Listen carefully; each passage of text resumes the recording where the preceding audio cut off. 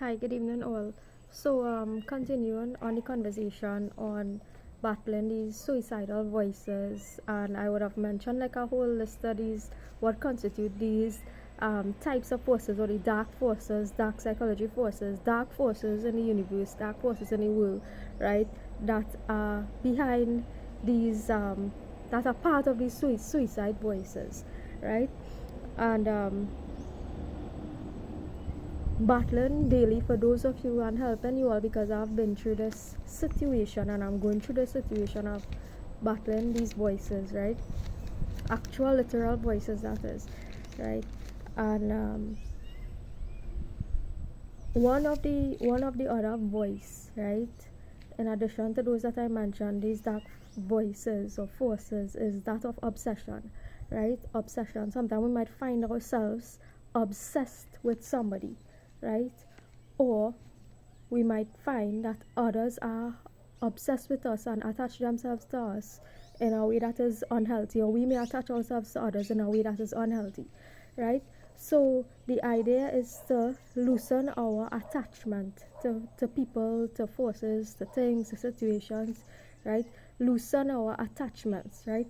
And there's a difference between loving someone in a healthy way, appreciating someone in a healthy way, um, trying to help someone in a healthy way, right? There's a difference between trying to help someone in a healthy way, trying to loving somebody in a healthy way, um, providing for somebody in a healthy way, talking about stuff in a healthy way, as opposed to you being completely obsessed with a person to the point that it becomes so unhealthy, right? To the point that it becomes so unhealthy that even if you have to, that you even start to enjoy hurting a person, right? Or you find pleasure out of doing that, right? So that's how real obsession could get sometimes, right? So we're talking psychology, dark psychology, obsession as a dark psychology force, right? Or a dark force in the universe, right? Being obsessed with a thing person, with a person, then to the extent that you enjoy, right? You enjoy, get to, this is going deep into one's psyche now. You enjoy or find pleasure in hurting a person, right? In harming a person, when you should just relax, let people be, right? You be, let people. Now there's nothing wrong in, now we talk about loving someone close to you, loving somebody from a distance, long distance love, all these things, right?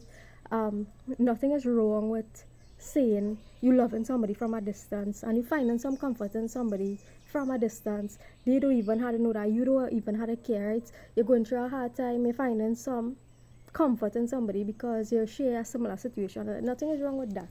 I'm talking about obsession to the point of you, that person is just you, like you close off your whole world, right? And just focusing on one, like not even focus, I'm talking about obsession, right? Obsession to the point of no return, right?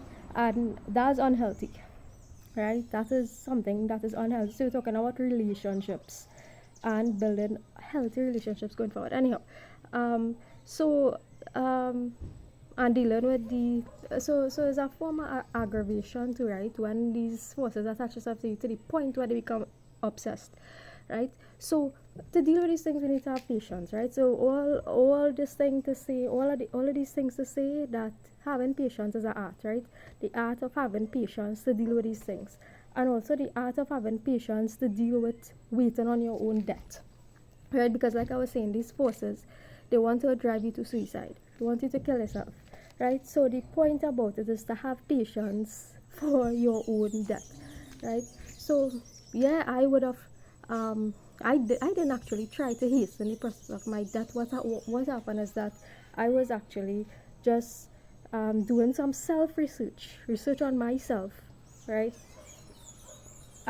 Looking, trying to look into the unseen realm about myself, right? That is what happened, right? um so I have always like looked into death and matters of death ever since I was growing up, right? And that is what happened. And prior to 22 and stuff, after 2020, prior to 2022 and all that, right? I was just looking into matters of my own life and matters of my own death, right? So Right. So, and I don't know if because of that forces attach itself to me. So I assume that these things would just leave and go in time by seeing that I actually have a will to wait or have patience for my death because I wasn't trying to hasten the process. Right? So the point is that you didn't create your own life. Yeah, after you become an adult or whatever, you can try to shift your life in a different direction, or you made some mistakes in life. You try to shift the course of your life through your own actions by self-correcting, self-educating, all these things, right? So the point is to become patient, that you don't try to hasten your death before your appointed time to leave here, right? Do not try to hasten your death before your appointed time to leave here, right? So, navigating circumstances that are uncertain. Now, death is inevitable. It is the only inevitable thing that we know of. Taxes might become inevitable. Taxes might become inevitable. Like taxes, we may be able to get rid of those things in time. Who knows, right? So, death is the only certainty, right? So forgive me for tying up myself there, right? Death is the only certainty. Taxes doesn't have to be certain, right? Death is the only certainty. Death is the only certainty. What we don't know is when we will die.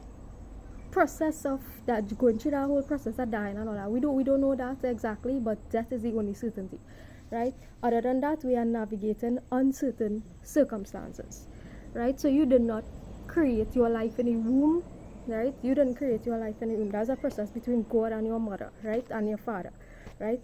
So you didn't create that process.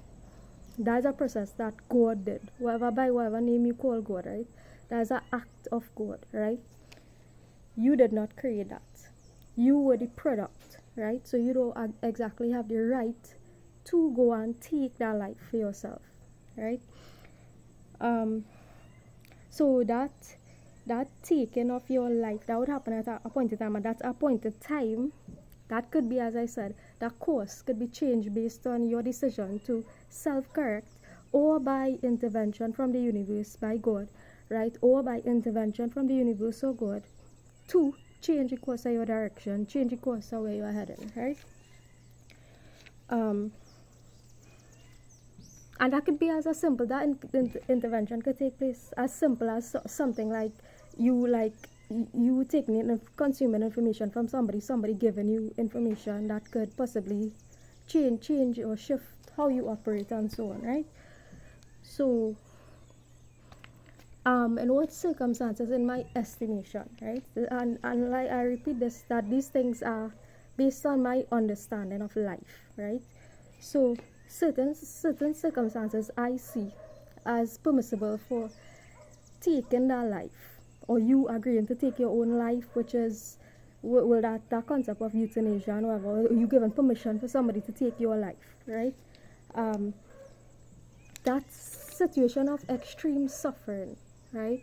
If somebody is going through extreme suffering and there's no other course, there's no other action, right? That person give you permission. If you are a healthy individual, you young, you could do things, right? You could actually make a difference in your own life and the life of somebody else. You could find ways to deal with issues, right? You could talk to somebody. You could make your videos here online. You could talk out to the universe. You could use different strategies, right? Use some of the strategies I'm presenting here, right? Like seek a self-intervention or intervention from somebody else, right? If you are young, you're healthy, you're capable of doing these things. Like I say, mental health, you can adapt yourself, right? You can adapt yourself with the help of others and yourself, right? Whether it be from the positive aspects of religion, right? Whether it be from community guidance, assistance with other people who you feel comfortable dealing with, right? Whatever it is, those interventions can be made, right?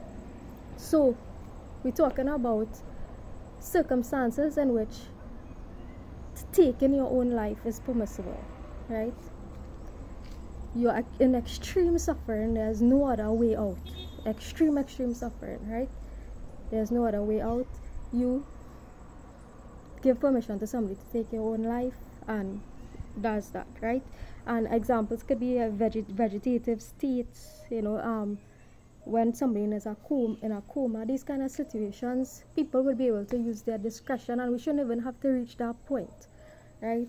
We shouldn't have to reach that point or have to live life that those things become a point to deal with, right? And hopefully it doesn't for any of us, right?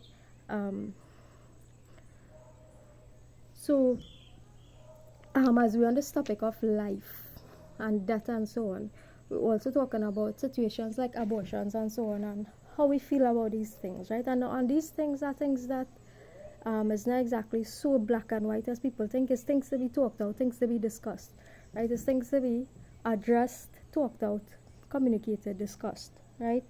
So the first point I would like to make is that everybody, females, your womb is actually a sacred thing, right? It's not sick knowledge. I want to reiterate that point. Your womb is not sick knowledge, right? If it is that we have that philosophy that our wombs or our mother's wombs are sick knowledge, then we are by extension calling our own self a form of sickness, right? And we shouldn't have to reach a point where we call our own self a form of sickness, right? So your womb or your mother's womb is not sick, right? Your womb is not sick knowledge. Your womb carries inherent sacred knowledge, right? Your womb, the fact that you have the ability, right? And this is for females who are in any position to have children, and they're just like whatever, right? I mean by that, what I mean is like you have a spouse, you have a comfortable environment, you have you can afford it, right? And in some cases, if this is what you really desire and you can't afford it, the universe finds ways to provide, right? But if you're in a situation where you have a loving partner, not even spouse, just somebody you're committed to, a space to live, right? All these things are ways that the universe have already provided for you, right? So it's just to say, be part of the creative process if you are blessed with those things, right? You are already blessed with these provisions, right? You are already fortunate enough to be blessed with these provisions. Participate, rise above the fear and participate in the creation process, right? So that being said, in my estimation about if abortions should be committed, it's not a matter of, hey, if I pregnant or think I pregnant, I going to abort this thing because I just do feel like having this baby, or just because my parents would get vexed, right? Or what my friends can see, or what my family can see, right? These are the things we need to address, heal from, clear out of the way, right? And move forward, right? So it's not I repeat that, it's not a matter of saying, and this is not in any condemnation of anybody, right? This is just communicating about the issue, right? So it's not a matter of saying and helping younger people and all to move forward in this way, right? It's not a matter of saying, oh well, I had premarital sex, and what my mother or the church or the pastor or the preacher can say, right, if I end up being pregnant, right? Forget about those things, right? If you got pregnant, right, in a process of premarital sex, there is an opportunity that God has given you, right? And there's a message to both the female and male, right? It is an opportunity that God has given you to assist another soul, bringing another form of consciousness into the world, and giving that soul, body and mind, intellect, heart, the opportunity to grow, to evolve, right? So what my friends can say, oh, this, that, what my mother can say, I get put out of the house, these kind of things, right? Rising above these things and helping also your parents to rise above these things as well, right? Or the previous generations to rise above these things. And this is not to say that go about randomly having, we're talking from my past experiences, right? This is not going about randomly engaging sexually with any and anybody and just boom, right? We're talking about you actually in a stable relationship, that happens, you forget about the thoughts about what anybody else going to see, right? Healing from that if that happened to you in the past and moving forward, right? Forgetting about what people going to see, right? That's the whole point, because you're not doing anything wrong, right? You're not doing anything wrong. So moving forward in a healthy way, right? We are moving forward in a healthy way, right? So certain instances, that one instance I really find that abortion is permissible in my estimation, as I say, and people might differ, right? And there's a case if somebody gets raped and end up getting pregnant, right? Because that energy is a no for me, right? And is not that is just a no for me. And if that were to happen to me, I don't know how I'm going to respond to that. But the point is that shouldn't even happen in the first place, right? A situation like that shouldn't happen in the first place. But if it does, I personally don't know how I'm going to react to that. Secondly, people, you have to have a larger than large heart, I believe, probably, to bring that. But that's a conversation for another day. And or I could say you have to have a smaller than small heart to bring that life into the, right? So that's a subjective conversation, right? That's a subjective conversation, and it's really up to the person involved in that situation, right? So addressing that to people who have gone through those things, right? And helping people to move forward from that experience in a healthy way as well, because these things are traumatic. These things play on our minds for a very long time, right?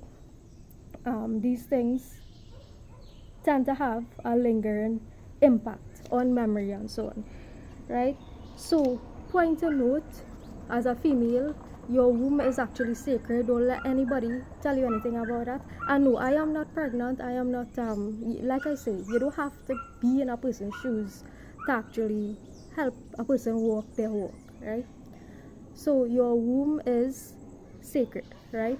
People might say this is slavery, you are enslaving our soul. You don't have to. So you could bring a child into the world and that child could be 100% free, right? You could bring a child into the world and that child could be 100% free by virtue of just being an inheritor of God's mercy itself, right? Good. And that could be anybody.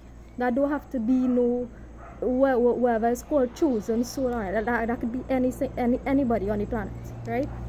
So that's what freedom is, right? So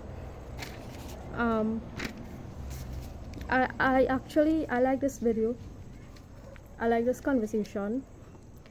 So we were talking about awaiting death, right? Patiently. So on this topic of abortion or not aborting your baby, right? Talking about awaiting life. Right, so some people may be awaiting death, some people may be awaiting life, right? And some might just be in between, not knowing what the hell going on, like myself, right? So if you are awaiting death, have patience in that process. Awaiting life, have patience in that process, right? And allow your righteous actions to create an environment that you would like. Righteous actions to create environments that you like, and let the universe and God respond accordingly to you, right? So we will continue this conversation in another video, and yeah, take care everybody.